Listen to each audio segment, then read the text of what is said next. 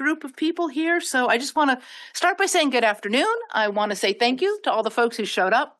I want to say thank you to the folks who helped us figure out the questions and how to structure this day. And we're pretty excited about having our first ever Advocates Roundtable.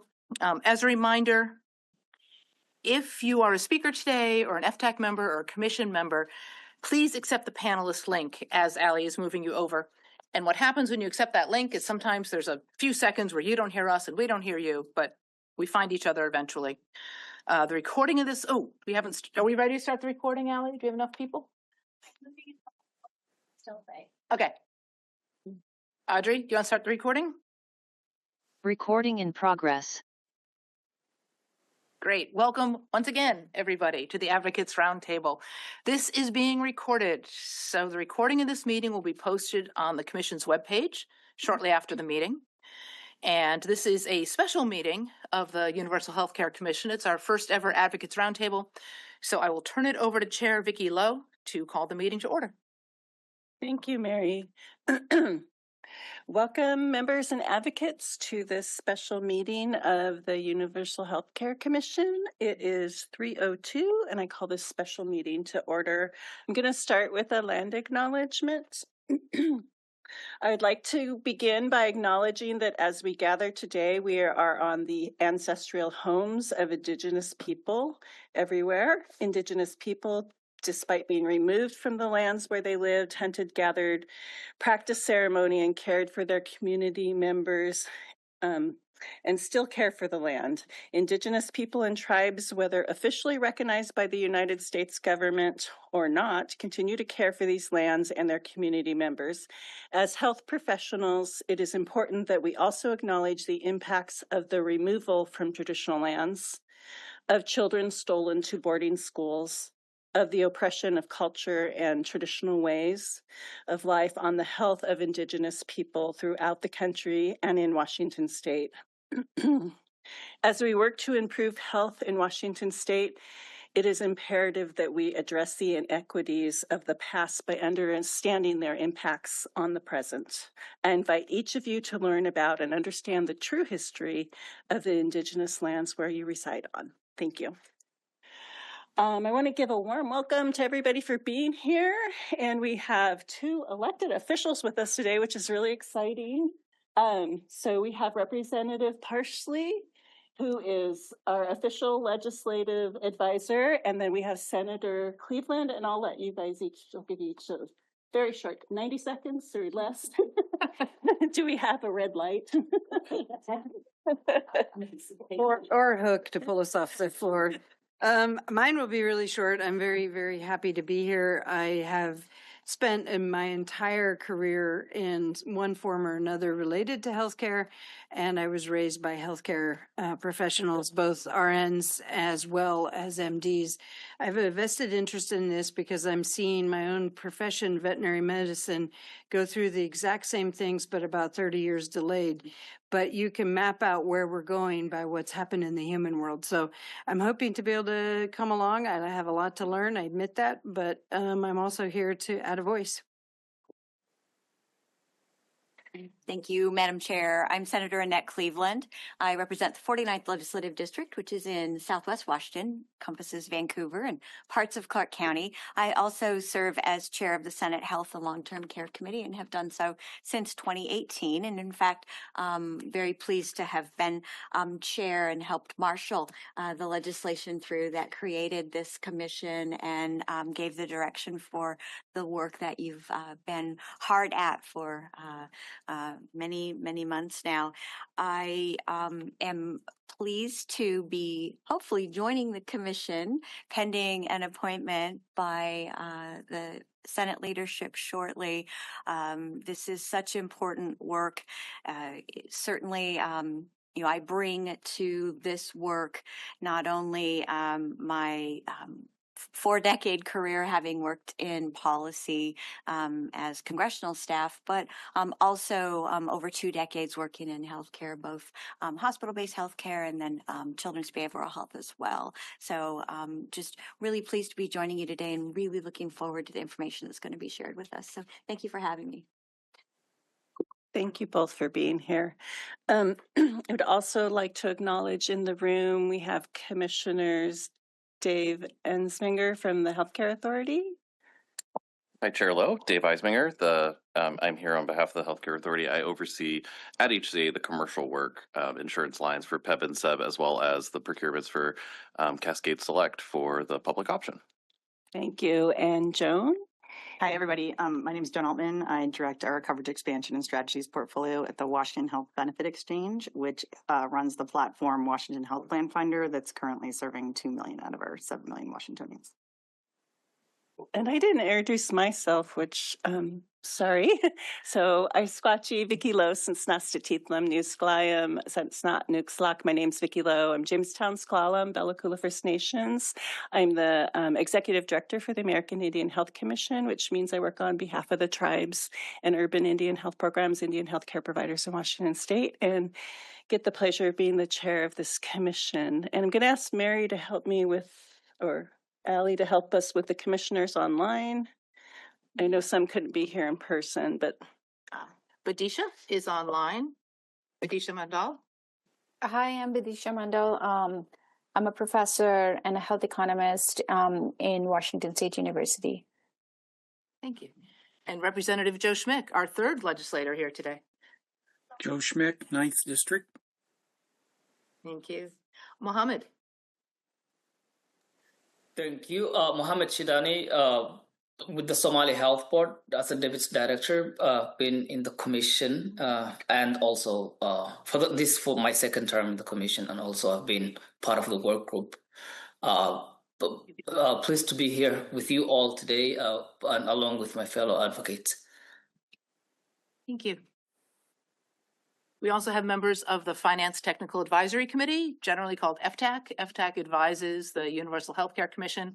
We have one FTAC member in the room. We have Roger Gantz back there. Hi, Roger. And some folks online, Bob Murray. Get away from Bob. Matthew Morrissey. Good afternoon. My name is Matthew Morrissey, and I'm representing the Department of Revenue. Christine Eibner. Hi, I'm Christine Eibner. I'm an economist at Rand Corporation. Pam McEwen. Oh, you're on mute, Pam. Yeah. Okay, now that should be better. If everyone can hear me, I'm Pam McEwen, and I am a member of FTAC and most recently CEO of the Health Benefit Exchange. Eddie Rouser. Hi, I'm Eddie Rouser. I work for the Healthcare Forecast Group, and I'm on the FTAC committee. Thank you all. And now I'm going to pause. Did I miss any members of the commission or FTAC? Roger didn't get to say. Good afternoon, Roger. all right. Thank you, Mary.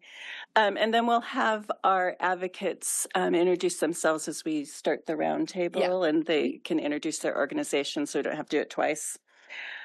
All right, so today we are here to hear from healthcare advocates. The commission is grateful for input and public comments these advocates and members and their organizations have provided to both the commission and the FTAC over our time. As a reminder, the commission welcomes and encourages public comments. During our regular meetings, public comments can be provided orally during regular meetings or in written format at any time to the commission's inbox, which is HCA Universal HCC at hca.wa.gov. And commission members do review and consider these public comments as we receive them. By design, according to the Open Public Meetings Act, commission members generally will not respond to public comments during regular meetings. And this can be, this is always awkward for me. I'm also on city council, and whenever we have public comment, I was raised to respond, and open public meetings just aren't built that way. So if it gives the impression that we're not listening or we're not taking what you are saying under consideration, it's just the way that the meetings are built. But we are hosting this meeting today because we have heard from you that, you want to really have more conversation. And so we want to hear from you. We have some questions for you, and you have some questions for us. And this is the first time we've ever hosted something like this. So I'm really excited for this opportunity and appreciate all of you coming in person and those of us who are joining us online. As you know, the state has a limited budget forecast, and the legislature has not yet funded a transition to healthcare. And I think that's, been painful for a lot of us. And the work, as we try and fit it into the budget, maybe does not meet the needs of what people are hoping for. But it's been the focus of the commission to keep moving the work forward incrementally so we can get there. I know when I was asked to chair the commission, that was the discussion that we had, is just, how can we get this, keep the work moving? And so we have been working on that, following the work plan of the Universal Health Commission or Healthcare Work Group that I think a lot of you were on with, and I was on that work group too. But partnering with you guys is really important, and we really feel like that can help us move the work forward more quickly and in a way that gets us to the goal that we want. I just want to remind everyone that, we take action as a commission by voting, but you're going to hear from us in our individual capacities as commissioners. And so, keep that in mind as we have these conversations. So I'm going to turn it back over to Mary to give an overview of today's meeting. Thanks, Vicki. I realized I did not introduce myself either. I am Mary Franzen. My official title is Coverage Strategies Manager. I work for the Healthcare Authority, and I lead the team that staffs the Universal Healthcare Commission. The other person who works on that is over there to my right, Allie Power, who is our health policy analyst. So again, thank you. We have 4 very active advocacy organizations joining our roundtable today. We have Healthcare for All Washington, Healthcare is a Human Right, Northwest Health Law Advocates, and Whole Washington. No, and as Vicki said in a few moments, did I get it wrong? Along with Washington Can. Washington Can. Okay. I wasn't sure what was Washington Can and what was this is a good thing we can hear about today, the Coalition of Healthcare as a Human Right. So good. Thank you. So before we begin, as Vicki said, we have public comments, and there's sometimes a perception that, we're not listening or not taking action. So I wanted to sort of address a few things that we know are ongoing concerns and things that we have tried to take on.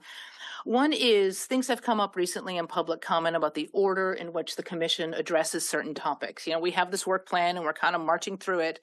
And there was some comment recently asking to consider governance sooner, maybe change around the order of things. And, we're well aware that these things can be addressed in many different orders. We have our counterparts in Oregon who are going about things in a completely different order. So what we learned, the commission did have this discussion, should we move governance to a different part? Should we change the order of our topics? And I think we learned a couple really important things. One is the commission is very focused on moving through the existing plan. And so there's, I don't want to say reluctance, but there is, what's the word I want? There would take great care to move around the order for anything that would make things slow down a bit. And I think the other thing that came out of this conversation is that just because something is near the end of the list, that doesn't mean people think it's unimportant. It just means they think this is the proper order to address things. In fact, that came out very strongly in our conversation about governance, when it stayed in the same place in the work plan. But then the follow-up discussion was about building public trust and how important it is to do this with great care, and how much time needs to go into this. So even though something is farther down on the list, it's not forgotten, and it will get a lot of attention, and people do know how important it is. The other question we get sometimes is about the pace of the work. We've all been at this a long time. So in the past year, what we have tried to do, and I will give my thanks to the commission members and the FTAC members up front, what we've tried to do is kind of spin off small pieces of work and create some ad hoc groups who can address things in more detail, come up with more detailed recommendations, and then bring it back to FTAC or bring it back to the commission. And that has worked well. And it also means that people who are doing this in a volunteer capacity are giving us even more of their volunteer time. So thank you for that. So I'm going to get back now to today's roundtable. We want to continue the conversations in a less formal setting. I think, as Vicki said, the goal is to gather input that can help the commission address upcoming topics. Again, thank you to the advocacy groups who help us put this together. Ross Valori is going to be our moderator. He is the board and commissions director. You're covered now in case you forget to introduce yourself, Ross. You're board and commissions director. And we also invite commission and FTAC members to ask follow-up questions as we go along. I hope this is, more of dialogue with the commission members. And also at the end, commission members, you can share your reflections, or if you care to, you can respond to questions that the advocates have shared in advance.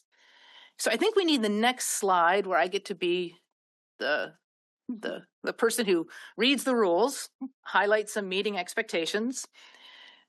Respect each other in action and in speech. Listen with an open mind. Consider your thoughts before speaking. Honesty in all communications. Contribute from your lived experience. Clarify to avoid assumptions. Plain speak as much as possible. And use specific or brief examples for clarity. The note at the bottom is if a participant violates these meeting expectations, they'll be reminded of the expectations for today's meeting.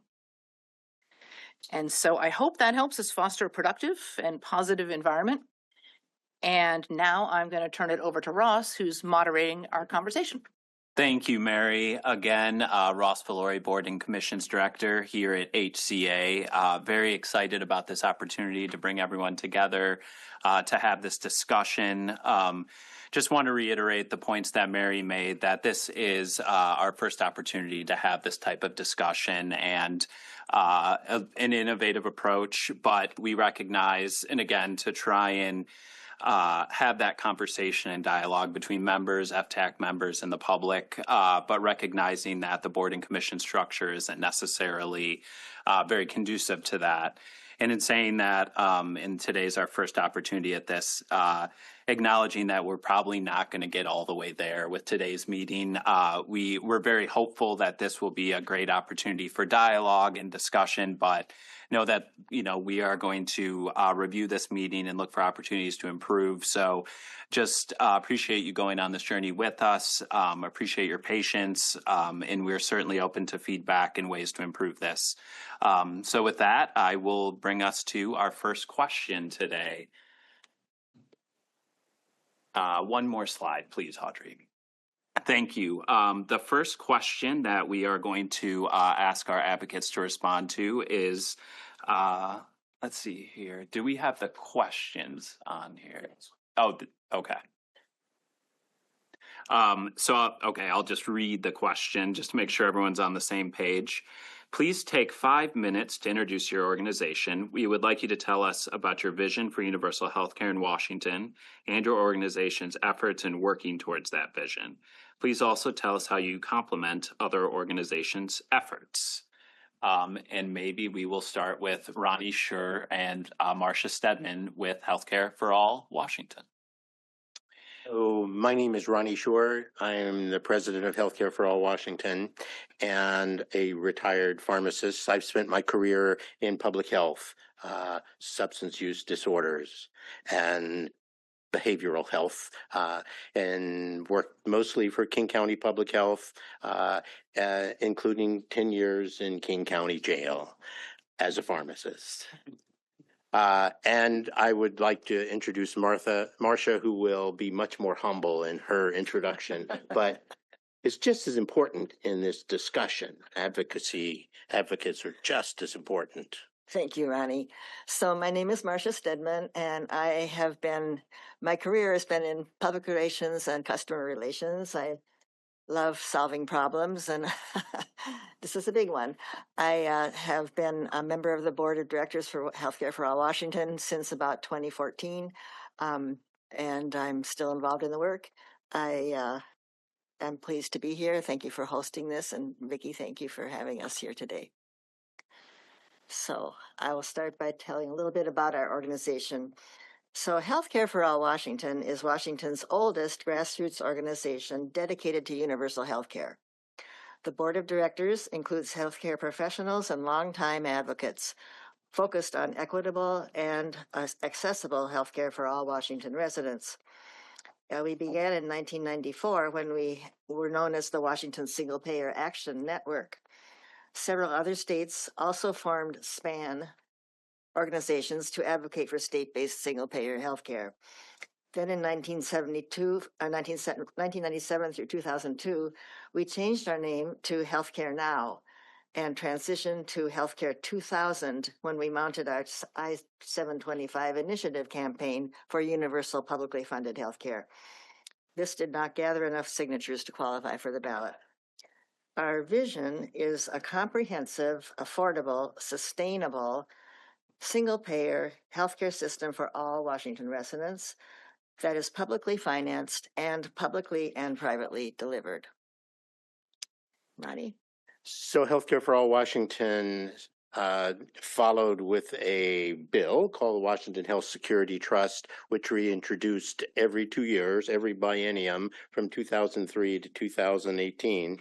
And we had hearings and discussions and learned a lot from the legislators and the healthcare agency staff as we moved through that process.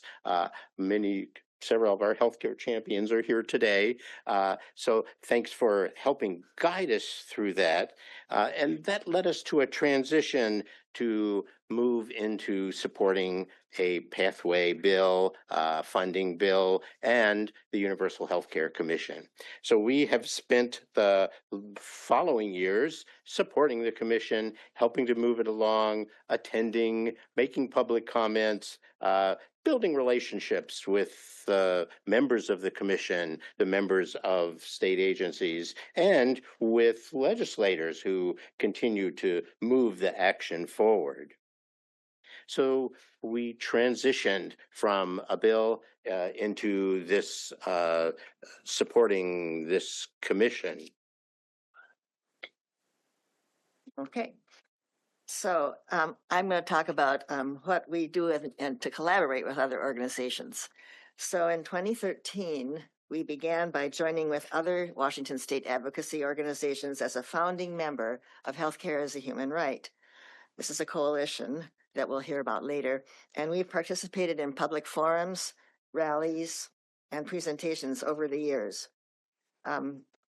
Healthcare for All Washington members serve on the Healthcare as a Human Rights Steering and Policy Committees, and its HUCS committee that closely follows the commission and works to hold it accountable to its legislative mandate to make recommendations for a universal healthcare system with a unified financing system, including but not limited to single-payer healthcare, but also to recommend transitional solutions that improve healthcare access and affordability in Washington now and will ease the transition to the future Universal Healthcare Commission. In 2017, we shared our Washington Health Security Trust language with Whole Washington and urged them to use it as the framework for their plan, which they did. We were happy to collaborate with them on that language. Since 2018, we have worked with other advocacy organizations and legislators to secure funding for studies, work groups, commissions, and boards. We work with allied organizations to share information and build a unified front, publishing recaps of each Universal Healthcare Commission and FTAC meeting in our monthly member e-bulletins. Our members also serve on the board of Puget Sound Advocates for Retirement Action, PASARA, the Healthcare Cost Board, and the Prescription Drug Affordability Board. And I want to mention about the national organization, One Payer States, which is a group of states who have state-based single-payer legislation or initiatives. They are now numbering over 20 states in this organization. And so lots of collaboration going on from our point of view. Thank you. 5 minutes? Was that 5 minutes? I was not running the timer, but I think that was close. And I really appreciate it too. I can tell how prepared you are in the back and forth. You're a very dynamic duo. Thank you, Ronnie and Marcia. Okay. I will next see if Nathan and John from Washington Community Action Network would like to introduce themselves and give us a little background in their organization. Thank you, Ross. I'm going to do a couple, and we're going to do a couple intros. First of all, I'm Nathan Rodkey. I am the Healthcare Campaign Director at Washington Community Action Network. But the first little intro I'm going to do is I am also the co-chair of the Healthcare is a Human Right Coalition's steering committee. And in that respect, first of all, I wanted to thank everybody for being here. Whether it's our coalition members or the folks that are turning out, I really appreciate everybody being here and for the acknowledgement. Some of the issues that were raised and answering to that a bit and helping us, gather more understanding about that. Also the efforts to, add additional groups to advance the work. All of that is really good. And what Ross said, we also see it as an opportunity. We're glad for the opportunity to be here, and we see today as like a big next step. But we all have a lot more steps to do and to take to really get towards this goal of universal health coverage in our state. So, and in our country. So now for the elevator speech, like we're a community labor coalition of over 40 sponsoring members, including our presenters today. And we have many more allied member organizations. Like I was kind of saying there, our goal is to achieve universal public health care on the state and federal levels. We have for our coalition, we have an organizing committee, a policy committee, a communications committee, and a committee known as HUCS, which regularly engages with the commission to help it achieve its legislative mandate. Each of those committees has co-chairs. So this is a large coalition working at it at a lot of different angles. And on that, I am going to pass it to John to begin to introduce Washington Can. Hello, everyone. My name is John Godfrey. I'm the program manager for Washington Community Action Network. We're one of the constituent organizations of Healthcare as a Human Right. We started out way back in the 1970s as the Tacoma Light Brigade, gone through several iterations since then, and we work on more issues than just healthcare, but that's the capacity. I'm here today as co-chair of the organizing committee of Healthcare is a Human Right. And our vision at Washington Can is a not-for-profit plan for everyone in the state with a structure built around health benefits for people in all corners, regardless of what community they come from, whether it's immigrants, whether it's people who are incarcerated. We believe that healthcare is a human right, as my friends said, healthcare for all Washington, everybody in, nobody out. So then our ultimate goal is a national, as Nathan said, is a national single payer plan, like improved and expanded Medicare for all it would be the North Star. But we believe that given what's going on at the federal level, that the state level path is the way that we can most effectively move forward and show the rest of the country the way. And I'll turn it back over to Nathan to talk a little bit more about our efforts. All right. So Washington Can, the thing that makes us stand out in our organizing community is that we have a full-time field and phone canvas, along with an organizing department that actively fosters community feedback and engagement. We hear about the impacts of inaccessible and unaffordable healthcare every day, among other issues. We've also worked on housing and mass liberation. We work to counter hospital mergers and other corporate consolidation efforts because on the healthcare front, we just continue to see market-based solutions failing us. And it's virtually at every turn, especially our members. And that's why we believe healthcare must be a public good. The complementary role that we serve in this coalition is a dedicated grassroots voice that mobilizes and educates the public. Many of our members have made public comment at these meetings. Our work is particularly focused on building a broad coalition that includes a powerful labor contingent. There was overwhelming support for a single payer resolution that was adopted at the Washington State Labor Council Convention on July 24th, which calls on state legislators to introduce policies consistent with single payer, which is a testament to the critical need for the active involvement of labor. We're working closely with our labor partners to ensure these principles are at the forefront of the conversation. And our organization does work closely with labor. We have members of labor on our board, and I just want to make sure we were like acknowledging that element in the introduction. So that's kind of what that's in there. So we're really excited about that progress. And on that, I'm going to pass it to Andre. What? Well, yeah. Thank you. Yeah. Sorry. No, I didn't know no. where we're going. Sorry. And the only thing just to, well, thank you for that introduction and just wanting to make sure that folks are able to hear us that are participating remotely. If you're having any issues, please just note that in the chat and we will make sure these microphones should be picking up. So just let us know and I will transition here to Andre and Annie for Whole Washington. And I was going to actually have Annie introduce herself first. Perfect. Hi everyone, can you hear me okay? Yes. Awesome. Okay. Hi, my name is Annie Fitzgerald and I have been a lifelong disability and healthcare advocate. And I recently started organizing with Home Washington almost a year ago now. I've been organizing and fighting for a Medicare for all system for several years. I serve Whole Washington on the advisory board as Director of Disability Justice and Accessibility.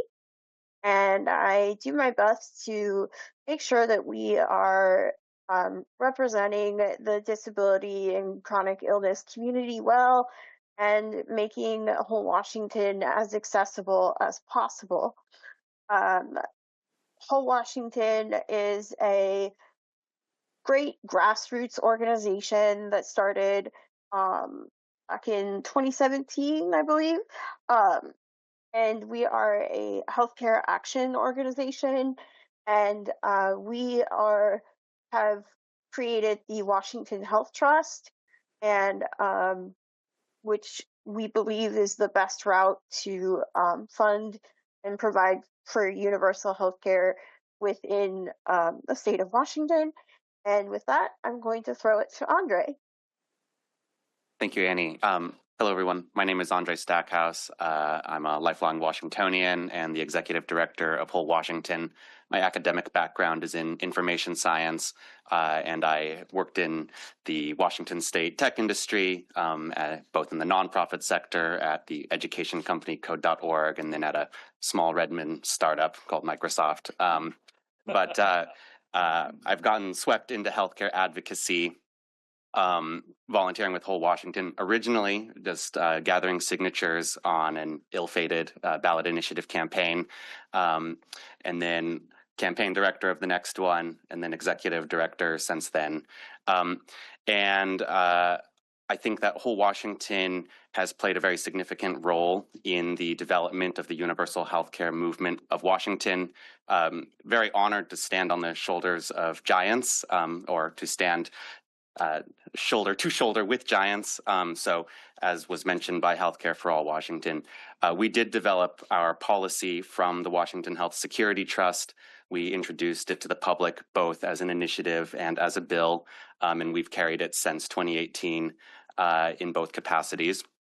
And I think that the way that I often think about what we contribute to this is we build alignment between the public and the legislature, and now the commission, and labor. So our goal is to really have a very wide reach, to bring a lot of people in, and then to go beyond the consensus of values, which I think have been more or less the easy part, and to move us forward on discussions around specifics. And we do that by putting pen to paper and saying it. We're not here to say that this is perfect or that this is the only way to do it, but it at least is now articulated as legislation. And so our legislation, the Washington Health Trust, includes a transition plan. It includes full public financing, and we think is worthy of very thorough analysis as a framework to move the state forward. When asked, what is our vision for universal health care? One that exists, that would be fantastic. And so we have been very collaborative with the commission, and Raleigh is our liaison to the commission. He leads a team at Whole Washington. He's here with us today. And we have presented 3 times to the commission and FTAC, where we have gone over the design of the health trust. We've talked about where we came to our conclusions on the financing. And we're very pleased to get a partial analysis published last year, or I don't know, they fly by, but since then the health trust has been retooled. And so time marches on and things change. And so we are hoping and believe that the commission is on the same page as us, that we'll have a completed analysis, revised analysis by the end of the year on the latest version of the Washington Health Trust. So we can really start to get answers on what does everyone think about this? Is this a viable pathway forward? And I just want to say that I think that a lot of this consensus has been built and continues to be built. It seems that we only get further down that pathway. But whether you're talking about public polling, whether you're talking about economic analysis, or whether you're talking about legislation that has been passed by the state legislature that my reading is commits the state to single-payer healthcare, it seems that there is a ton of agreement around this. And so it's wonderful to have Lisa Parsley on the commission, who is the prime sponsor of the Washington Health Trust in the House. And in the last session, we were able to introduce it into both chambers to record co-sponsors, including members of the respective healthcare committees. And so to that end, we really hope that this helps accelerate the work of the commission by building on framework that has been frankly developed since the 1993 Health Services Act and been carried forward by one form or another, from one org to another, into a larger and larger constituency, until we're all here today and saying, what is the next step? So thank you. Thank you so much, Andre and Annie, for that really helpful introduction. And last but not least, I'll hand it over to Emily Bryce with Northwest Health Law Advocates. Thank you. Thank you, Ronnie. Thank you. Hello, commissioners. Hi, fellow panelists. I apologize first for being late. I had a prior commitment that I was coming from before being asked to join the panel. So thank you for your time. I'm glad to participate in good company today. I'm Emily Bryce from Northwest Health Law Advocates, and we are a public interest law firm that has been around since 1999. Working to expand access to healthcare for all Washington residents. And I was smiling when Andre was talking about the generations of health advocates who worked towards that goal, and we'll keep at it.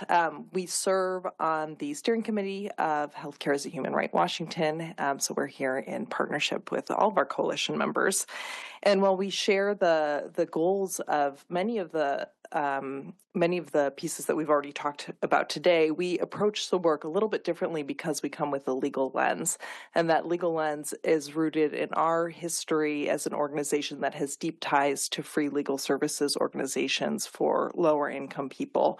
That's our roots as an organization, and we maintain those close partnerships today.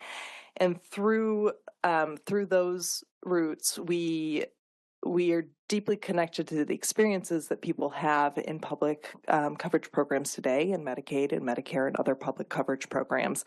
And we've developed a strong sense of the opportunities in public coverage where they can help fill the holes in our safety net and make sure that the most vulnerable in our system have an opportunity for basic coverage and care. And we also, because we have that legal lens, see the challenges that people face when government systems don't work the way that they are supposed to. And that, I think, gives us a dual focus in our advocacy in this space, both to push forward towards universal health care that is guaranteed as a right for all, and then make sure that we're serving as a watchdog to ensure that those rights are actually protected and honored. And I think that's really important to talk about in this space because one of the things that we sometimes hear from consumers and patients is that they want another system, and they also want to make sure that they're going to be protected in that system. So we try to bring that perspective to the table. Given that kind of dual perspective, we also often tend towards a little bit more of an incremental approach because we understand that government systems take time to perfect. We were right there alongside all of you in the transition to the Affordable Care Act that took longer than we expected and is still taking longer. So we understand that there's a long arc of history here, but we do need to be moving forward, and we need to be moving forward aggressively at this moment in particular. In our long-term vision of a universal healthcare system, we can envision healthcare almost as a public utility. And I think it becomes strange to, once you think about, well, we have roads and we have public schools and we have all this other infrastructure that honors and protects people's basic rights and ability to live in our society. Why not healthcare that is literally a matter of life or death for people? We arrive at this system, at that kind of vision, because we have seen over the decades of our work that the system that we've selected to date is growing increasingly corporatized. It is not delivering the care that we expect it to deliver. We are not seeing, and the Commission knows all this, we're not seeing the progress on access, affordability, or outcomes that we should see for the dollars that we're investing in our healthcare system. And unfortunately, because the system is rooted now in corporate entities and profit, there are fewer and fewer ways to hold entities accountable for their behavior. We can't vote United Healthcare out of office. We can't do anything when a national hospital chain chooses to close a hospital in our community. There's no way to hold them accountable. And so that leads us to a growing sense that we need to take the reins back in our healthcare system and have a conversation about what we want to have in Washington State.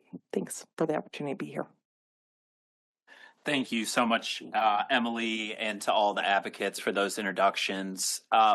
Before going to our next question, just want to see if any commission members or FTAC members had any questions they'd like to follow up on to those introductions. If not, happy to take those as we roll into a little bit more substantive. Oh yeah, go ahead, Mary.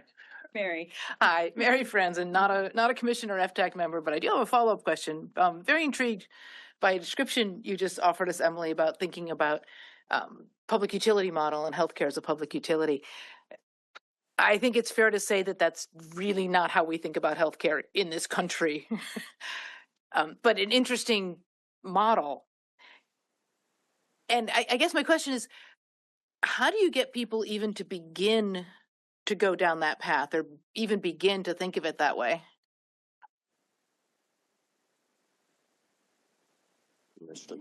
Well, I invite other people's thoughts on this, but I think one important piece is to think about meeting Washington residents and the American people where they are, which is we don't necessarily have to jump to a model that is radically different in every respect to our current system.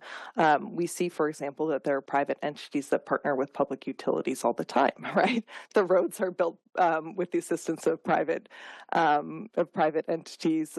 We see private entities operating in electricity and water space, right?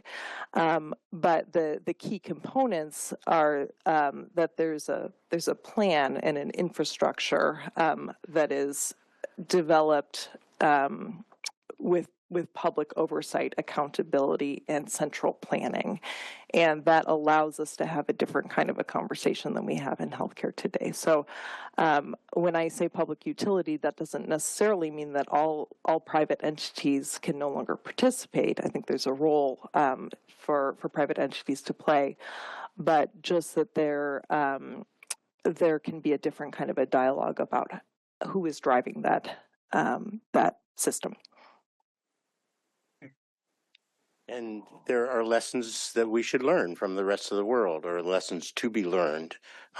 Certainly, universal coverage can be accomplished in a number of different ways. And the role model of a public utility is one of those basic models that we should be learning from countries that have successfully or have run into barriers for that. And we have a system that's based on a nonprofit system in our healthcare industry, but there is a way to control that. We have an insurance commissioner who monitors insurance companies and can actually be putting and other entities, an attorney general who can find that there are organizations that are overdoing that nonprofit motive. And I wonder, from my Jewish heritage, there is a song we sing on Passover called Dayenu, which means, isn't there enough? Wasn't it enough that certain things happened that, and can't insurance companies say, can we say to insurance companies, isn't that enough? To hospitals, to large entrepreneurs? Dayenu.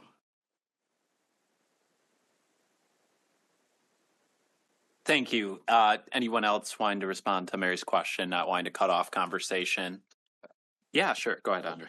Just very briefly, we look at, and I've brought it to the commission many times, the World Health Organization's definition of universal health care. And, I'm not going to get all of the planks right now, but they mention, not a significant portion being publicly funded and a nonprofit model. And to me, I think there are multiple ways to deliver on a universal healthcare system, but the primary characteristics that would be different from the system that we envision and the system we have today would be decommodification, right? So I think that's really the key driver of what we want to see. And so it's the publicly funding the vast majority of it, not necessarily all of it, but that is the common characteristic you see from international models is almost regardless of what system they use, the vast majority of care for that country will be publicly funded. And then there is an elimination of the profit-seeking entities. Now, nobody's perfect, and I think that it finds its way into every system. But I think that you would look at that as sort of the primary design of the system that we have here and the primary difference between what we're aspiring to. Great points. Thank you so much, Andre. And I see Annie has her hand up. Please go ahead, Annie. Hi. I just wanted to add that I think we all recognize that like healthcare is something that should be a human right. And as someone who sees a lot of doctors and has a lot of medical appointments, the current system we have is not working. So many people in this country, the leading cause of bankruptcy is medical debt. And so what we want to see is like Andre said, we want to see the deep commodification of our healthcare system so that everyone can have equal access to healthcare, so that they don't have to worry about going into debt, and so that they can make sure that their needs and their family needs are taken care of. And there are multiple ways to do this, as other people have already said, but I think it's really important that we take the profit motive out of it so that more people can have access. Thank you. And I see Mohammed has his hands up. Please go ahead, Mohammed. Thank you very much. And I don't know how appropriate this will come across because I am commissioner, but I just wanted to add to the personal story, and I know the pain caused by our health insurance situation here in the state and this country is riddled with the stories of actual people. For example, I'm lucky, but because of my age, I don't have a lot of medical bills and all of that. But I actually, as a hardworking human being, I've been working since I was 17, never stopped. I enjoyed that part of my life. I'm not complaining about working, but I pay half my salary for the premium to cover myself and my other 5 family members, my wife and my kids. And I'm not complaining about that, but I still have to deal with, when my baby, one of my girls has strains her foot, and I take it to emergency, have to pay a lot of money out of pocket. I have to meet the deductible, and I'm struggling as a working class, and I can only imagine what's happening to the many Washingtonians who might not be making as much money or who cannot work as hard as I do. So this is from a human, like, take out all the other layers and the complexities and the things that have to be in place and governance and all of that. On a basic level, this system does not work. Actually, it's causing more harm than health to Washingtonians, and that is why it's this kind of conversations are very urgent. That's why Universal Healthcare Commission, a Universal Healthcare conversation is a lot more urgent. And I hope we figure something out in this state that can also benefit the rest of the country. I just want to add my voice to that. I'll lower my hand now. Thank you so much, Mohammed, and appreciate all these comments, which I think ground us really well as we kind of head into some of these substantive questions. So, Audrey, if you would move us to the second slide. So our next question for the advocates is, the Commission plans to take up financing in early 2026. There are many ways to fund a universal system. What funding mechanisms is your organization aware of, and what recommendations do you have in terms of funding universal healthcare? And I will, Audrey, would you click back 1 second? Yes, I just want to follow the same. I'll start with Ronnie and Marcia for responses on that, and happy to kind of just follow that same pattern, and then we can go back to the slide with the questions. Sorry, Audrey. So we actually talked as a collaboration, as a coalition, that we would have a lead on each of the questions. Oh, okay. So if you don't mind, sure, we start with Whole Washington's lead. And so just to clarify, so Andre, you're speaking on behalf of all of the Hux committee, or are you speaking on behalf of? I think that the coalition would agree with a lot of what I'm saying. There will be a whole Washington element to it, I'm sure, but it's also not intended for me to be the only one who speaks on it, but rather the one who provides the bulk of the answer with other people providing little slivers. Okay.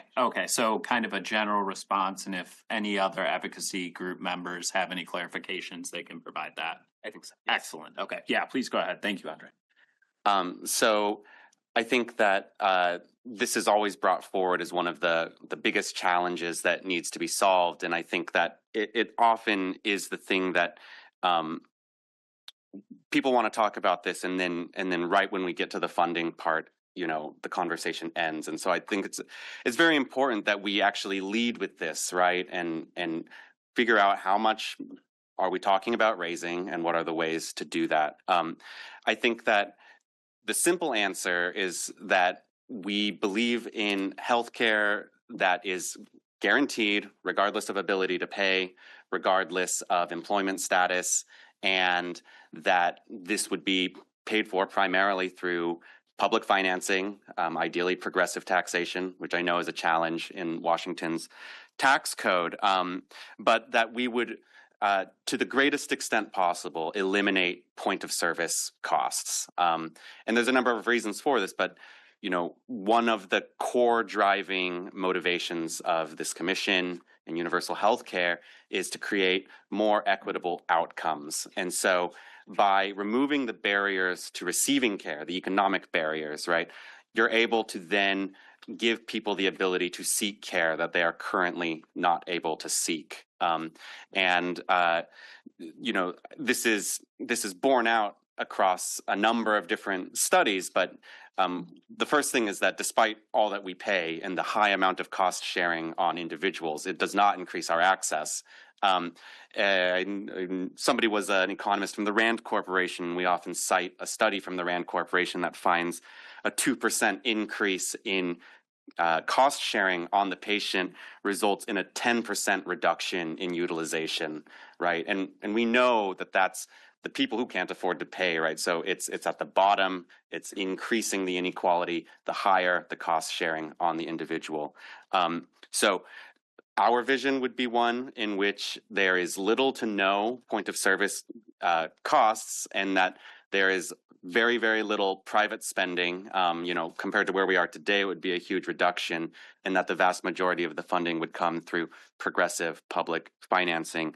Whole Washington does have a specific proposal for this in the Washington Health Trust, and it is designed to effectively get the funding from where we already get it. So we pay twice as much for healthcare as peer nations that have universal healthcare systems and achieve universal coverage. And in most cases, and in the United States, it's a split between employers and workers.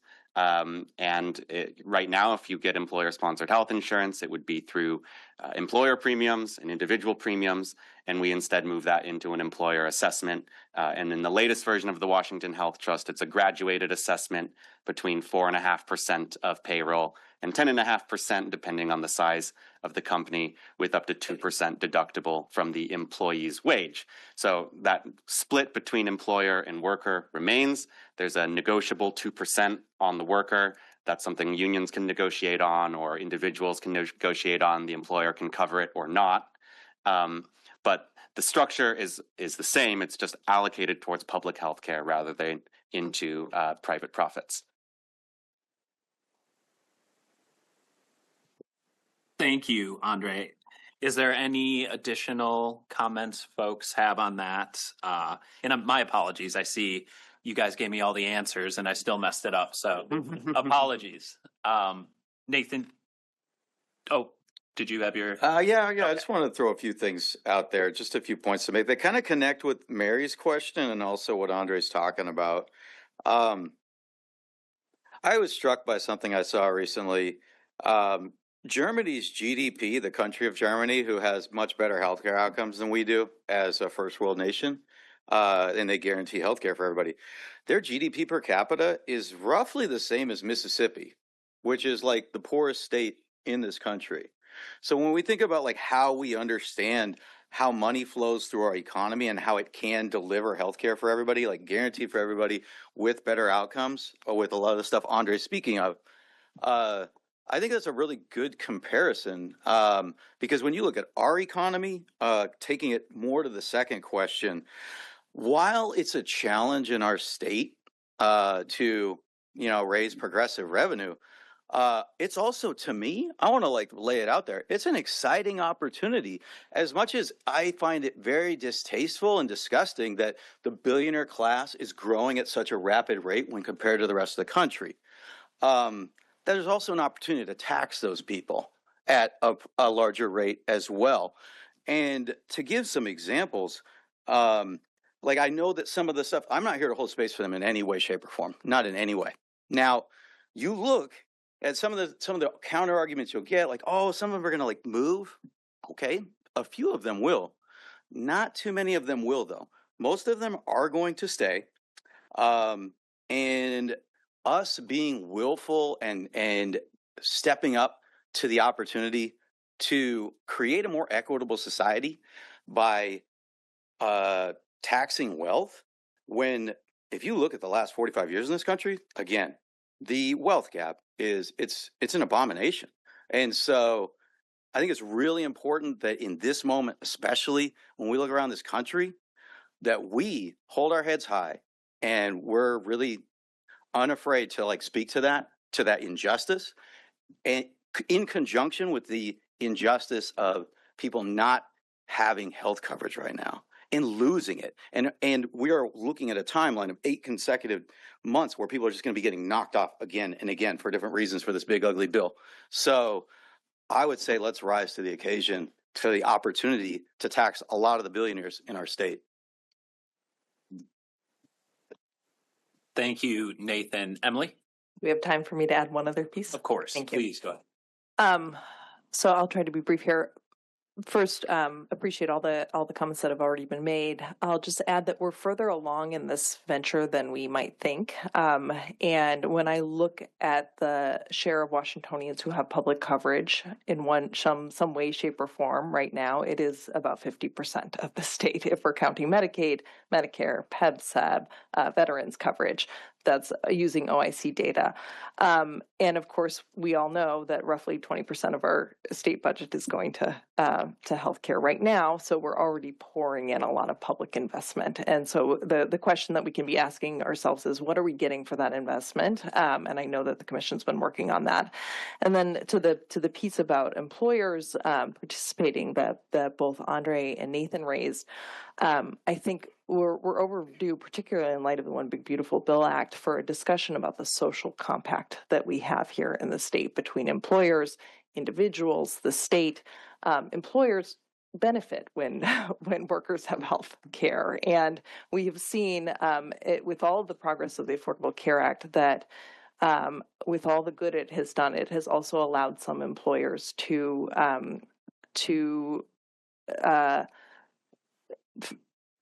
not offer coverage to their employees or their independent contractors. We've seen a growth in employers that are allowing someone else to take up the mantle of health coverage. And I think that's a conversation that we need to revisit and discuss in the landscape that we are in about who is benefiting when everybody has health coverage, and who has a responsibility to be a part of payment for that. Thank you so much, Emily. I see Annie has a hand raised. Annie, please go ahead. Hi, I'll just make this real quick, but someone on the lower end of the income spectrum due to disabilities and chronic illnesses, I've already had to personally crowdfund twice this year for healthcare issues. I speak to people with disabilities and chronic illnesses on an almost daily basis who are terrified of the cuts that are coming, and honestly, a lot of people are going to die with these incoming cuts. So I feel like it's super important that the commission takes up this opportunity to discuss funding this and as quickly as possible, so that people don't have to be so worried and so scared of potentially losing their health care and possibly even their lives. Thanks. Thank you, Annie. Oh, yeah, please go ahead. Thank you very much. So following up specifically on both points Annie and Emily just made. So I just contributed to a GoFundMe account today to someone who is dealing with the after effects of a stroke. But what I wanted to follow up with what Emily was saying was, as a small business owner, I left that out of my intro. Apologies. The premium increases on our small group plans have gone up nearly 20% in each of the last 2 years. And just our share alone for the couple employees that we have, which is a very, very small business, is over $4,000 a month.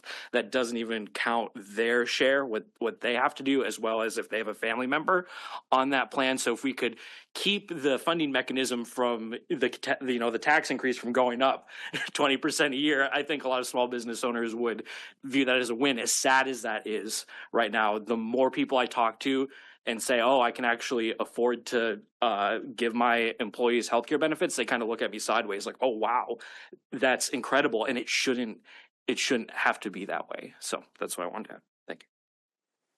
Can I jump in? Yeah, of course. I just want to jump in. There's a question in the chat. Rep Schmick, I don't know if you want to unmute and ask this question. And Emily, I realize you're not logged in, so you can't see this. Not everyone's logged in right now. The question is, And this is from Representative Joe Schmick, who's one of our commission members. Emily, can you provide the commission with the data which you base the statement on that employers are not offering health insurance and moving them to government subsidized insurance? Thank you. Thank you, Representative Schmick, for that question. So I think what we've seen increasingly over the last 10 years is that a couple things. Number one, a diminishment of the small group market, and John spoke to that. I think we've just seen the numbers declining over time, and I appreciate John's point because I also am a small employee. I also run a small business. I have 7 employees, and 10% of our budget goes to healthcare every year. So I see that personally, but in addition to that, we've seen the small group market declining over time as well. In the large group market, I think what we've seen is more movement towards different kinds of employment relationships. So when we had the conversation about the Affordable Care Act 15 years ago now, we didn't have the gig economy. We didn't have independent contractors working for DoorDash and all of the different Uber and all of the different companies that we have today. And I know that there has been a lot of benefit to our economy and our state from those kinds of arrangements, but by and large, those independent contractors or gig workers are not receiving health coverage options.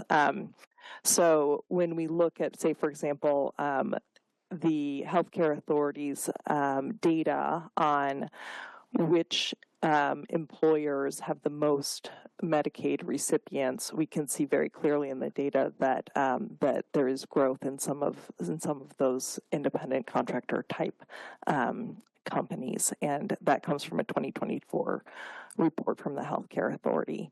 And I'd be glad to follow up with some more information if it's useful to you, Representative Schmick.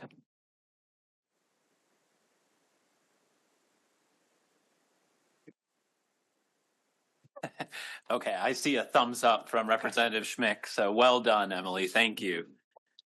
And Marcia. Oh, sure. Please go ahead, Marcia. So bringing us back to Marcia, hold on. Can you share that with, so we can share it with everybody? Thank you. Sorry. Okay. So I wanted to talk about another aspect of the financing. What are you talking about? Oh, can you hear me? Yeah. All right. So cost containment is really important too in the financing. So when you roll out the system, and our suggestions for cost containment would include global budgeting for hospitals and other provider organizations, price caps on services and pharmaceuticals, bulk purchasing with other states as possible, and streamlined administration. That means fewer prior authorization requirements and denied claims. And then, of course, the transitional solutions that Emily brought up about the combining the already publicly financed plans, the PEB/SEB, Medicaid, and then seeking the federal waivers to include Medicare. So, and our goal is zero cost sharing at point of service. So just to summarize, we can move on. Thank you so much. Do you mind if I ask a quick follow-up to that? And I apologize if this is a dumb question. I've been with the commission since January, and I see that the commission's kind of directive is split between the transitional solutions and identifying a pathway for financing a unified, or finding a way to finance unified financing system. And speaking to your point, Marcia, about wanting to prioritize cost containment principles as well, is there any drawbacks to pursuing the cost containment, or I guess I'd bucket it under the transitional solutions approach, in terms of taking away some time or resources from the kind of push towards universal care or implementing a universal system? Or do you see those as complementary, or perhaps as a little bit of a zero-sum situation where investing time and resources in one might not advance either as far? Well, actually, to answer that question is kind of a jump ahead, because if there was if the trust board was set up and had the legislative authority to set up the system, and they could have a subgroup that is responsible for making sure that happens. So it's a whole unified thing. I mean, it's not which comes first, but the fact is that we could do more cost containment now before the system is set up. But it's really so important to get the system, to get the group that is going to implement the system have the authority to do so, and quicker rather than later. So the priority for us is get the system up, get it up, and then you utilize all these other strategies to make sure that it is cost effective. That makes it sustainable. Thank you so much, So Marcia. that's the thinking on that. Thank you for the question. So do the cost containment strategies, then they lend themselves both to our current system as well as they can be implemented and incorporated into a universal system as well. So Exactly. It's not as if spending time on those strategies somehow won't be useful towards a later universal system. No, that's right. Yeah, no, thank you. it's all part of the same ball of wax. Okay, let's go with Joan and then we'll come to Andre. Thank you.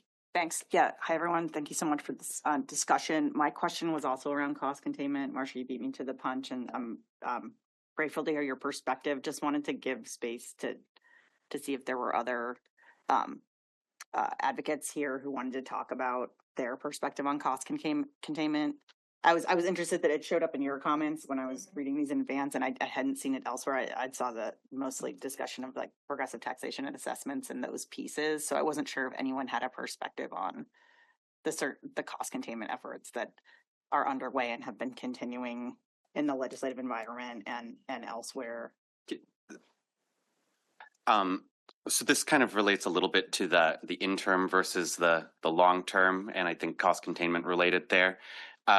But I think that, where the interim solutions can be in conflict with the long-term solutions are where the interim solutions are some form of subsidization or, effectively adding strength to the existing system, which is the root cause of the problems, right? And so we see costs going up.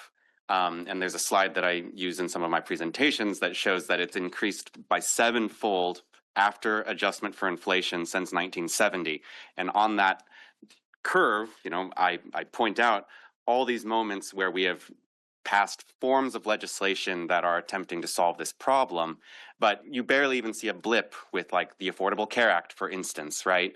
And so I think that when we're talking about interim versus a more visionary long-term solution, it can be tempting to say that it is easier to take these very small steps and to address the most immediate problem. But when they kind of continue to prop up the existing system, and the existing system is the thing that's driving costs up, you don't really make progress. And I think that there's evidence that it really just draws out the total cost, the length of the transition, the amount of suffering that happens during that transition, and it just doesn't have to. And so we look at Taiwan as a modern example of a rapidly developed single-payer system.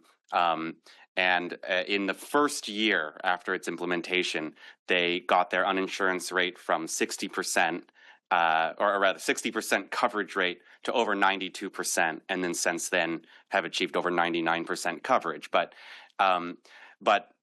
some of these models show that the transition can happen very quickly and then begin to actually address the issues in a way that drawing the process out really seems to just prolong the problem. I would add one more thing. In this fragmented multi-payer system we have, it's like playing whack-a-mole. Thank you. In this fragmented multiplayer system we have, it's like playing whack-a-mole. When you get it down to a single payer, it also incentivizes the government a lot more to, implement stronger laws to drive down costs. So it works in favor for that reason, because at that point everybody's looking at the money being spent because it's their money and it's their healthcare money. So that's another reason why I would say we need to continue to examine like building a pool to make that happen. Thank you, Andre and Nathan. Joan, did that answer your question, or would you any more feedback? Yeah. Okay, thank you so much. Not seeing any other hands and wanting to keep us moving through our agenda here, I will move to the next question. Excellent. Our current healthcare system is extremely complex and often confusing. Many people want to change it, but they may not know where to start. What are some of the best ways you have found to communicate with people about universal healthcare? What are the biggest hurdles? And how do you think the commission can best gather input? So maybe I was lying when I said that was one question. It's multiple questions. Let me and I believe we will hand this over to Nathan. And okay, perfect. With Washington Can. Thank you. Absolutely. So every year, Washington Can talks to thousands of people across Washington about the broken nature of our healthcare system. And what we found really works is really focusing on people's direct experiences, both in terms of the escalating costs and the prior authorization denials. Those things seem to be what really resonates with people on a day-to-day basis. And we need to frame this discussion broadly as our elected officials or us as a community fighting back against the special interests that are now harming patients and regular people so that we can lower costs and get a plan that will benefit all of us. Some major hurdles that we've seen to this is just, and we see this at all levels, even the federal level, we're dealing with this right now. A major obstacle is the widespread lack of confidence in established institutions. That's a major problem that we're hearing from folks out in the community. By the way, happy primary election day, everybody. So regular people are seeing these escalating costs. They're seeing the decline in access to care. They can't get an appointment for months down the road.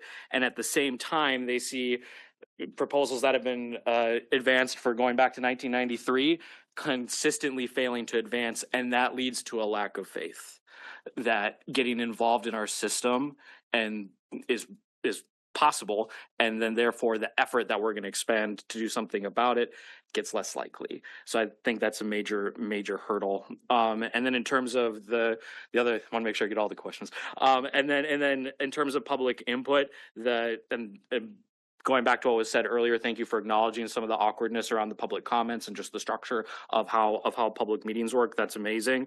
I think we should just continue to have discussions like this going forward as a way to maintain that connection between the public and advocates and the commission. And I'll turn it over to other friends who might have comments on the communication piece. Of course. Anyone else? Andre, please go ahead. I just like to add a little. I think it's very important to meet the public where they are and to address their frustrations with the system. And I brought some polling from Economic Opportunity Institute. But, I think the first thing is that across the political spectrum, 58% of Republicans, and going up from there, reject the market and the private healthcare system.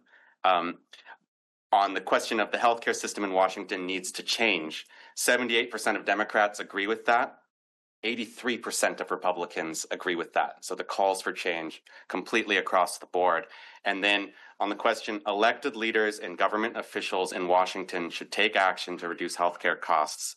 We start at 86% with Republicans and get up to 89% with Democrats. So starting with the rejection of the healthcare system, the call to action on the legislature, and then when you're out there and whole Washington has gathered hundreds of thousands of signatures and had these conversations, people's frustrations are the fact that it's tied to employment, the fact that their coverage is never as comprehensive as they need it to be, or they can't tell what's covered versus what's not covered. So consistency, security, provider networks, they want greater choice in providers, cost controls, and then cost transparency.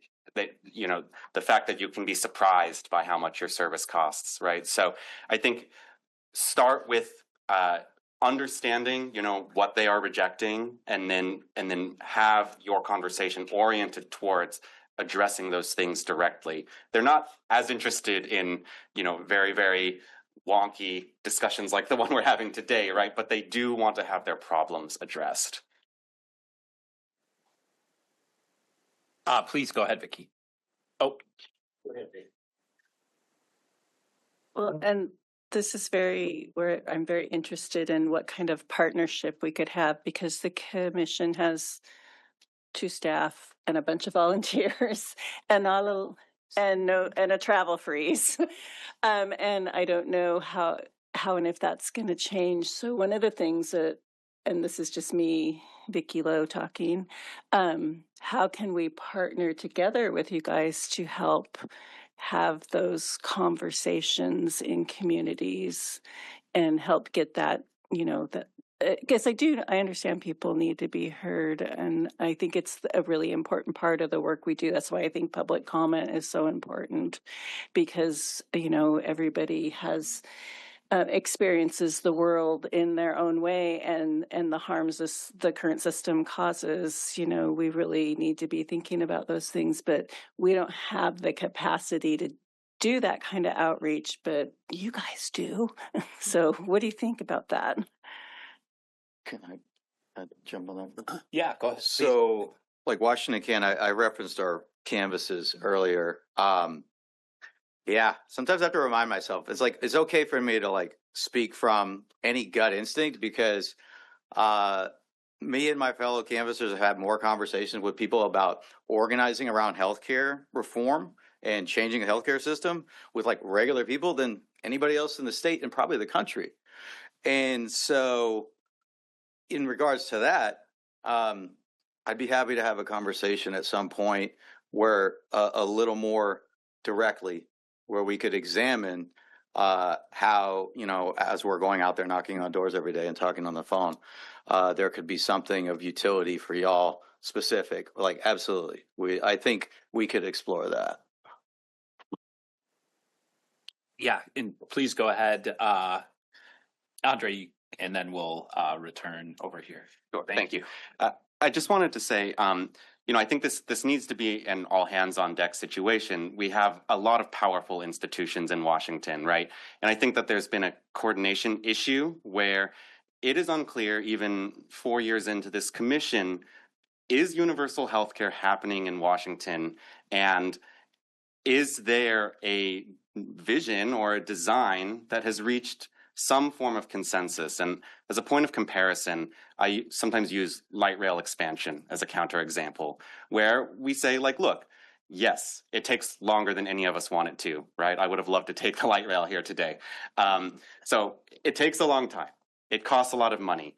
The deadlines move around. The plans change, right? But there's a fundamental understanding between the state and the public that light rail expansion is happening. They regularly re-up the funding for it, even when it's taken to the ballot. And I think that I'm not even sure if we could get out of this room today, with a clear commitment from the commission that, well, we are fundamentally advocating and designing and strategizing for the completion of a single payer healthcare system, even though it's right there in the bill that created the commission. And even though we've talked about it for 4 years, right? So I think we need to get to a point where this commitment has been made and reiterated and publicized and communicated regularly to the public. I get pamphlets in the mail that put a map with dates on it, and this is what the light rail system is going to look like. This is when this station is going to open. And we're just not there with healthcare yet. And so I think that would be the fundamental difference beyond any of the design questions, right? Beyond any of the specifics would be, this is happening. It's happening on approximately this timeline. This is when you will be able to use certain parts of it. So it's not all going to happen overnight, but maybe in 2 years, you'll at least be able to get your primary care, or something like that, right? There's an infinite number of answers to this question, but we need to start picking some of them. Thank you, Andre. Just one point of clarification. So obviously the commission doesn't have enforcement authority or the ability to pass legislation. We can certainly make recommendations to legislature. So given, our capacity as kind of a body that can bring different voices together and has a lot of strength in its membership and making recommendations, what do you think the Universal Commission could do to kind of elevate the issue that you're talking about? Well, I think that the commission should be working more actively with the legislature. There's legislators on the commission, and that's great. I think there's been some legislation that has gone through the cycle of recommendation and passage, but I think that there needs to be a little bit more of a unity or leadership that comes out of some combination of commission, legislature, and executive, right? It would help a lot to have the executive on board, right? I mean, if Bob Ferguson were to come out at the end of this week and say, this is my priority as governor, right? And everyone could then begin to line up to move that forward. But I think that, you know, and there's a reason why the Washington Health Trust is comprehensive legislation, right? Because it creates a 4-year transition, but, you know, it is a framework for moving us from where we are today to where we would like to be. And it recognizes that there are challenges along that way. There are portions that require federal cooperation that may need to wait for a more favorable federal administration. But once passed, we could say, okay, we are now moving towards a goal that we all see, right? And it is written down. And I think that whether that happens through legislation, which would maybe be very helpful, even just the more conceptual alignment between all of the parts of the state, right? And when I say the state in this case, I mean the state government. But to begin to say, this is our vision, and to communicate that with the public, to invite in, you know, and this commission is doing part of that, right? But I just think that most people don't know that there's a Universal Healthcare Commission. I'm not going to tell on who, but I did have one conversation with a legislator, and I said, are you aware that we have a Universal Healthcare Commission? They said, no, I'm not aware of that. And then I went and I looked, and so be it. They had actually voted on the bill that had created the commission. So I don't think that there is an active enough collaboration between the legislature and the commission. Thank you so much, Andre. I think we have a little queue here, Emily. Apologies. Rep Parsley, please go ahead. And then we have Annie and then Emily. Mine is pretty quick. It goes to what Chair Lowe was talking about. And then a request at the end of my question. We have to bring the public along. There's no doubt. And from your statistics here, it's nonpartisan. This is nonpartisan. So how can we leverage the advocates and activists to help educating our chambers and our committees that have to get it out of the committee onto the, the Ways and Means or, my particular side? How are we going to get that? Because we're one on one side and one up on the screen, but there's 98 or 96 other people and you have 48. We need to get help. So can we rely on the advocates for that? And what's your thoughts on that? And then the second thing is, can we get this by email? No, answer on the last one is absolutely. I'll send it in an email. I just made it this morning. And yes, we're always available. We will make ourselves as available as we can. And the last one that I will just say is that we have formally requested a joint committee work session where some of this stuff can be discussed. And we want that during this interim because, as I think has already been brought up, but ACA subsidies are expiring by the end of the year. The legislature is out of session, but I mean, there is an emergency coming. The uninsured population could be doubling starting in 2027. And so that's, there's an urgency to it. But, I think I've never served in the legislature, right? So I don't know all of the means that the legislature has at its disposal. But I think that we need to talk about, we need to be able to have a real conversation with legislators about it. And it can be quite difficult because there's so many. And in my experience, a lot of the times it can be a bit deflective when there is an attempt to actually have some outreach about this. But I think that requires leadership within the legislature to say, actually, this is my priority. I want to figure this out. I want to have my questions answered, and then to mobilize, their caucus and their members, and to make it an organic priority within the legislature. And I don't mean to say, I'm not there, so I'm sure that there's lots on the plate. I know that. I think that we will certainly need the legislature's help in doing this education and this outreach, because we desperately want to, but it's difficult for us as well.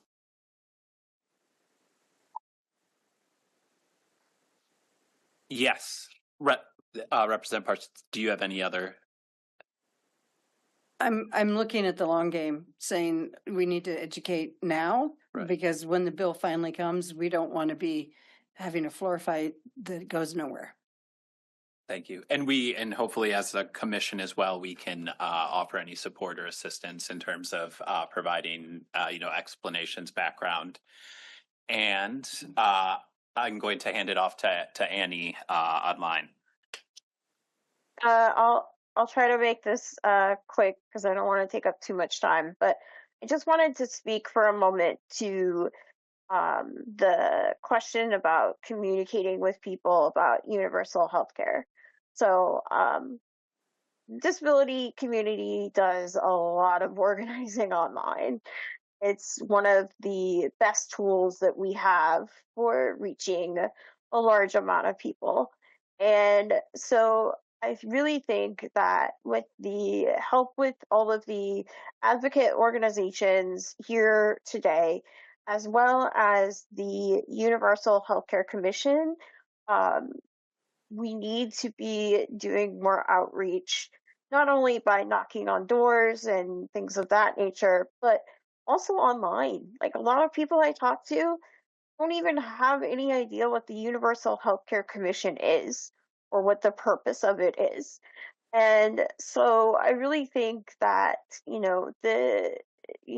collaboration with the advocates, the UHCC could take advantage of online spaces to really have more public forums and more transparency and communication with the public on what's happening and what the plan and what's being worked on, what the transition plan would look like, so on and so forth is really, really important.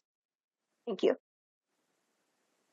Thank you so much, Annie. I'm just going to transition to Emily. Just want to note one of the difficulties in utilizing some of the online forums is Open Public Meetings Act requirements that do provide some limitations in terms of the venue, prior notice, having conversations with a quorum of members and so forth, and needing to take meeting minutes.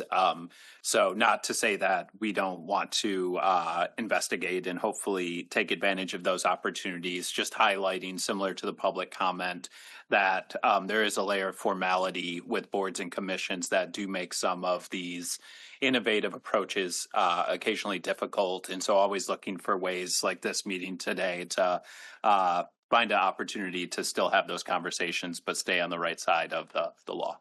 And Emily, or Ronnie first, then Emily. Okay. I think the answer to Representative Parsley's question is yes.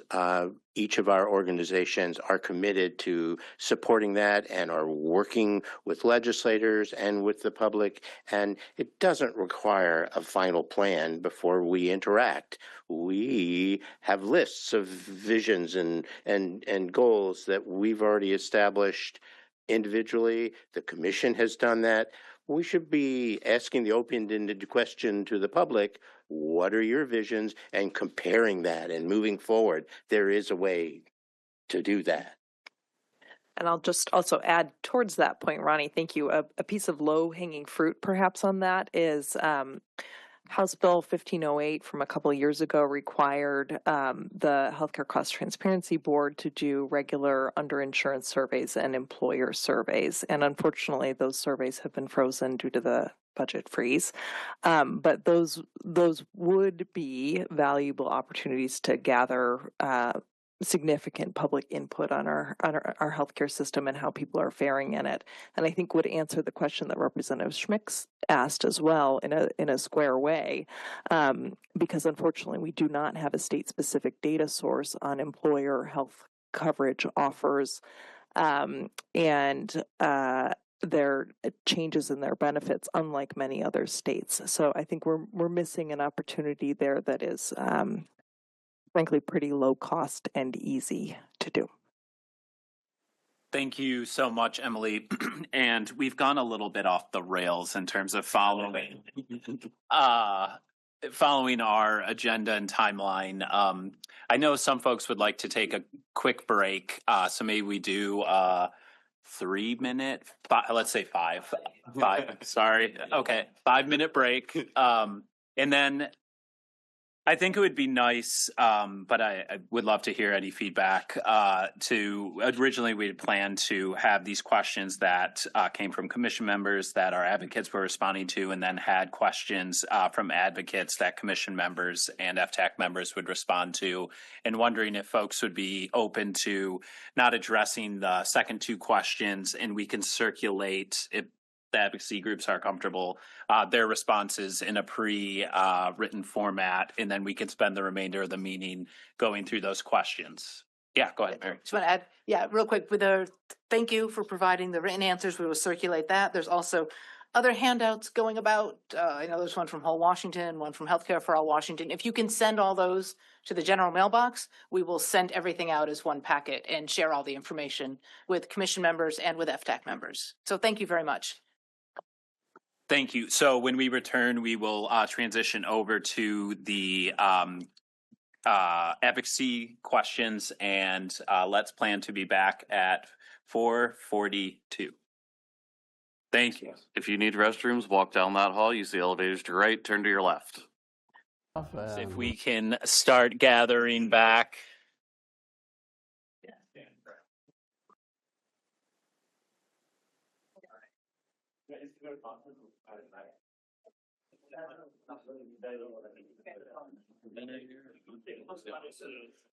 All right, folks, if we can get settled again.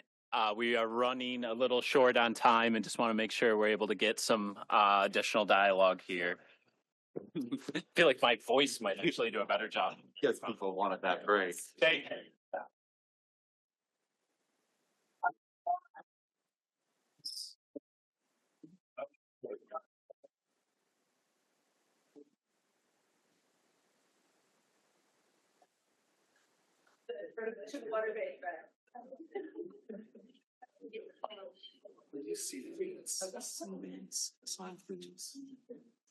Oh, okay, excellent.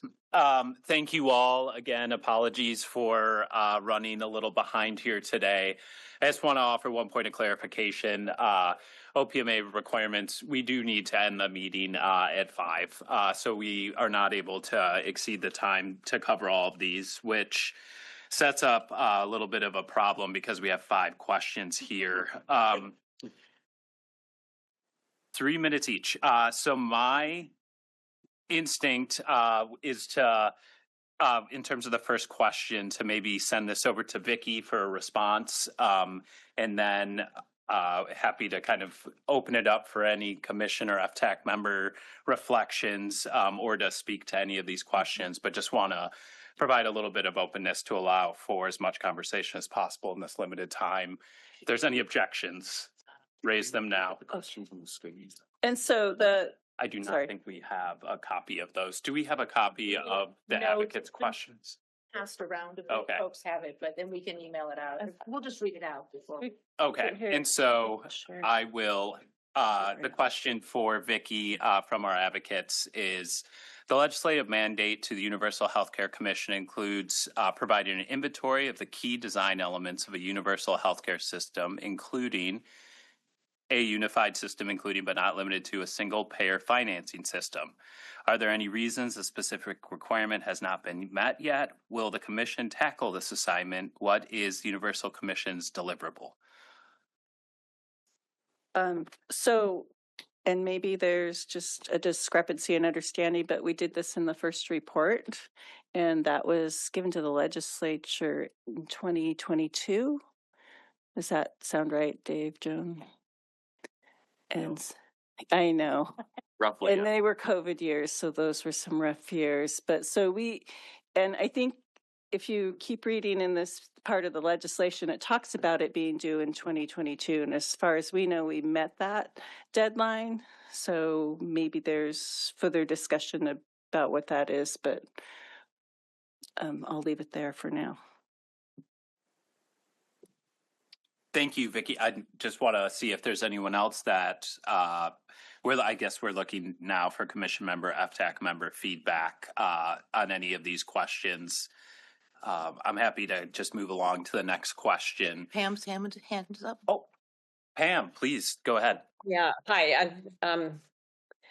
I just have a brief comment.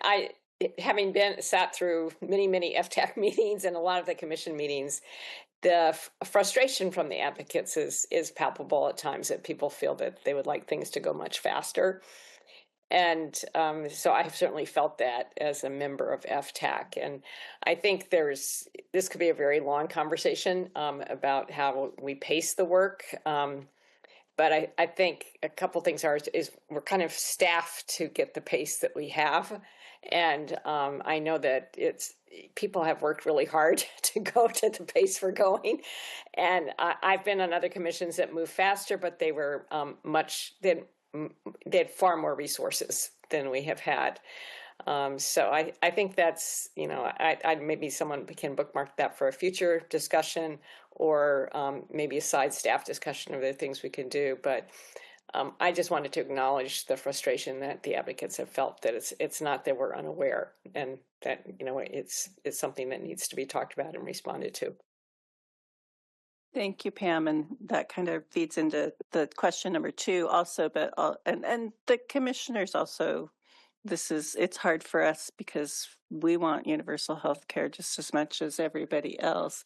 But also, we got these guys and we're all kind of volunteers. And so I think as far as the next question, which is about timeline, it says commission members, along with many in the public, have expressed frustration at the slow pace of progress, which is even more urgent now with the new federal cuts to Medicaid and the ACA. And again, so lack of resources. And so how can we work together to get more resources? I think we talked a little bit about that with better education to legislators, and really those conversations with the public too, because public funding is going to come from the public. So they're going to have to understand, that because they're not going to lose something in order to gain this, right? I don't know if any commissioners have any other comments, or the legislators who are also mostly commissioners. Almost. Andre, I see. Do you have a question? Oh, other than question 3? Well, no, we can move to question. I just saw your hand going to the microphone. I didn't know if you had a follow-up question there. Okay, sorry. And I don't mean to interrupt you at all, Vicki. I'll move to question 3. Will the commission make a request to the legislative committees to hold a joint work session this fall, or a public hearing during the 2026 session on universal healthcare legislation? Do the legislators want to take that question? I think we've heard from all of us about it. I'm going to pitch this to the chair of the Senate Healthcare Committee, because I actually just asked about that for the House. And when was the last time that both committees actually held a joint? Thank you, Representative Partially. In the past, the Senate has held hearing on the bill. I don't have that year in front of me at this time, but I would want to understand and have a conversation, obviously, with the chair of the House Healthcare Committee as well, what the purpose would be, make sure that we are all in agreement as to, what the end result is that we want from holding a work session and a discussion, and how it will better help inform the work of this commission and the work of the legislature as we continue to move forward. So happy to have that discussion, and just ensure that we are all really clear about, what it is we want to accomplish together through a work session. Yeah. Yeah, go ahead, please. Thank you. And I don't have the year either. Perhaps Ronnie or Marcia would, but I can say that it would have been before 2018. And I can say that in my own conversations with Chair Bernowski, I had a sort of, at least a verbal agreement that he was open to it. And, you know, I think in the conversation earlier about how can we have this conversation with legislators to create a platform for discussion and education and hearing the concerns and then addressing those concerns. If there's a better way of doing that, please let me know. But this is our pitch for how that can be done. Thank you. Thank you all. Annie, please go ahead. I just want to kind of like add that I think it would go a long way in showing the public that the commission as well as legislators really care about addressing these upcoming cuts if there is a special session to address these issues because a lot of us are really really scared of these upcoming cuts, and I think it's really important that we do what we can to try to push for a special session. Thank you. Thank you, Annie, for those comments. And sorry for the image on the screen here. It's mortifying to look up and just see yourself. So we have 8 minutes left. Nathan, I see you are identified with question 4. Would you like to introduce that question for folks? Or John, whoever. So far, the labor movement in Washington has not been engaged with the work of the commission, not deeply engaged anyway. Now that there's growing interest after last month's Washington State Labor Council convention adopting a single payer resolution, which I will note, like there was like 300 something votes and there was only 1 vote against. So that to give you an idea. So there is that increased engagement with the labor campaign for single payer. And anyway, yeah, just when will the commission take some steps to invite and engage with labor?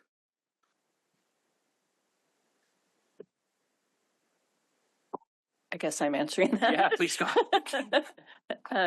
It's good to hear this, and so I think we'll work with staff to think about how to, because that's one of the things that we talk about a lot is like self-funded plans and ERISA and who the state really has any say over bringing into it. But if we can bring people in because they want to be part of the universal health plan, then that's a great way to do it. So thank you for sharing that. I don't know if any of my fellow commissioners have comments.